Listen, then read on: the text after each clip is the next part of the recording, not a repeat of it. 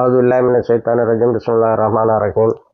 அன்பார்ந்த நேயர்களே, பாலஸ்தீன் மீட்பு போர் 715வது நாளை எட்டியிருக்கிறது. அது குறித்த தகவல்களை நாம் வைகிற விஷன் சேனலில் தந்திருக்கிறோம். அதை நீங்கள் பார்க்கவும், சப்ஸ்கிரைப் பண்ணுங்கள், உங்களுடைய கமெண்ட்களை அனுப்புங்கள்.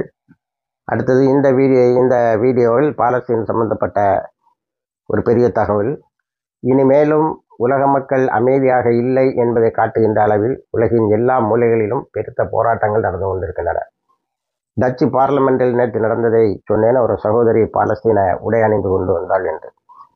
அதேபோல் இத்தாலியினுடைய பல பெருநகரங்களிலும், பல நகரங்களிலும் என்று சொல்ல வேண்டும், பெருநகரங்களிலும் மக்கள் பெரிய அளவில் கூடுகிறார்கள். இப்பொழுது மேற்கரையில் பாலஸ்தீன அதாரிட்டியை சார்ந்த முனாஃபிக் அப்பாஸோட ஆட்களை சார்ந்தவர்களை இஸ்ரேல் கைது செய்கிறது.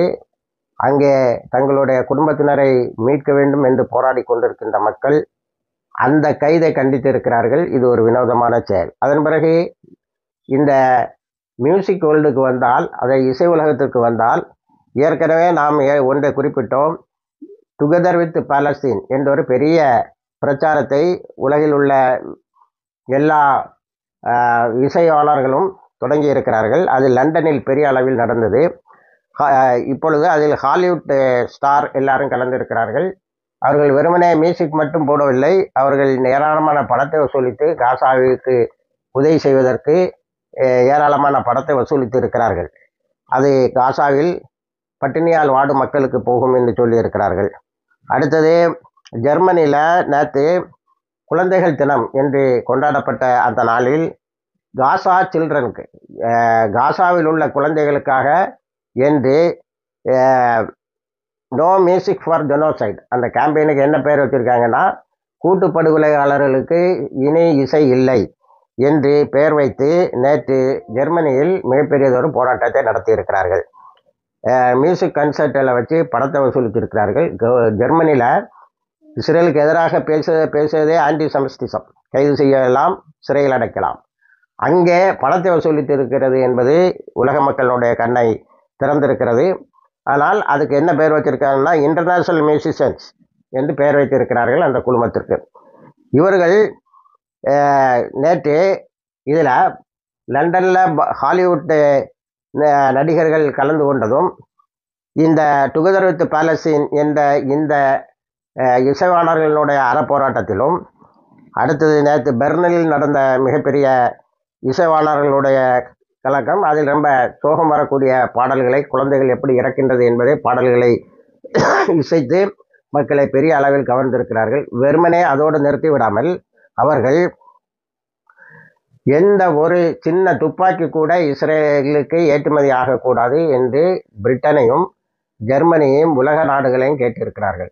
உங்களுடைய ஆயுதங்களால் தான் அங்கே குழந்தைகள் கொலை செய்யப்படுகிறார்கள், பெண்கள் கொலை செய்யப்படுகிறார்கள் என்பதை வைத்திருக்கிறார்கள். முழுமையாக இஸ்ரேலை எல்லா விதத்திலும், வியாபாரம், ஆயுதம், எல்லாத்திலையும் புறக்கணிக்க வேண்டும் என்ற கோரிக்கை வைத்திருக்கிறார்கள். அதன் பிறகு அந்த கன்சர்ட்டினுடைய, அந்த இசை குழுவினுடைய நிகழ்ச்சியின் கடைசியில் இது இசைவாளர்களோடு மட்டும் நிற்கவில்லை, உலகில் உள்ள எல்லா துறைகளுக்கும் பரவி இருக்கிறது என்று சொல்லியிருக்கிறார்கள். உலகத்தில் உள்ள லேபர் யூனியன் என்று சொல்லக்கூடிய உழைப்பாளர்களுடைய குழுமம் ஒரு பெரிய அறிவிப்பை செய்திருக்கிறது என்பதை நான் ஏற்கனவே குறிப்பிட்டேன்.